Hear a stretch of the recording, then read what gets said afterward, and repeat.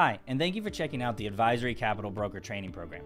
My name is Alex, and I am the primary instructor for the program. In this video, we're going to talk about lenders compared to investors. Now, this is one of the more popular topics that I have inquiries about when people are considering our program. They want to know the difference between lenders or investors, or based on their questions, I can tell that they don't know the difference between a lender and an investor. It's not uncommon for you to come across a client as you begin as a broker who has a grand idea. I'm gonna buy these 5 acres of land. I'm gonna divide them up into 1 acre plots. I'm gonna build a warehouse on each of them. I'm gonna sell each of them for $1 million. Okay, that sounds great, if it's possible. Here's the problem. The lender is going to ask you very specific questions. Is the land improved? Has it already been zoned properly? Are there utilities at the road? What type of experience does your client have doing these? Everybody has an idea of what they could do to generate income. However, do they really know how to do it, and what is the likelihood of it getting done? Investors take chances. They invest on the opportunity. Lenders do not. Lenders lend. That's the number one lesson we want to get across to you in this video. A lender lends. They do not care about the potential of the deal. What do we mean when we say that the lender does not care about the potential of a deal? That means that they don't lend if something could happen or on the chance of something happening. They lend when the numbers make sense. A lender is not an investor. They don't care about bright ideas. They don't care about opportunity. They will lend when they know that they will get paid back.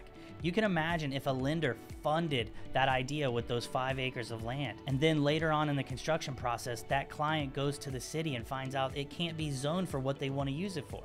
Well, now that money has already been spent, and that client is not going to be able to deliver on the opportunity that they originally thought they had. This is sometimes very hard for new brokers to understand.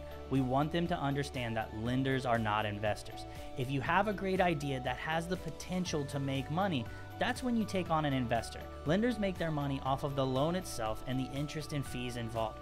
They do not get equity, and they are not intrigued by equity. Lenders would quickly go out of business if they took a chance on everybody that came to their door.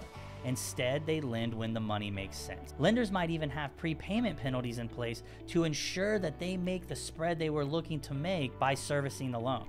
If I can add one more thing that I get a lot of questions about is, do you work with startups, or can we fund startups? Well, remember, a startup is defined by the lender. You might think that a startup is 5 people in a garage building the next greatest thing. However, in the eyes of a lender, they might view a startup as a business that hasn't been in business longer than 3 years. But they might need to show at least 2 years tax returns and bank statements. Many people don't think that a startup should have to show bank statements and tax returns, and that's the difference between a lender and an investor. If it's truly a brand new startup that's pre-revenue, they need to look at investors, not lenders. I will add the caveat that if they have purchase orders or invoices for services performed, or with the intent to perform those services, they may be able to leverage those for capital using factoring that we've talked about in other videos.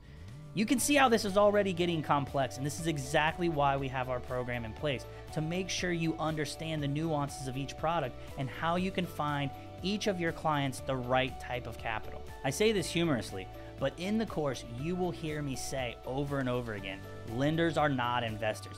And we want brokers to start thinking about not seizing opportunities, but finding deals that match the lending criteria of the lenders you have available to you. I hope this helps to provide some more clarity on the difference between lenders and investors, but we will dive into it much more in other videos, and we certainly dive into this in depth in the course.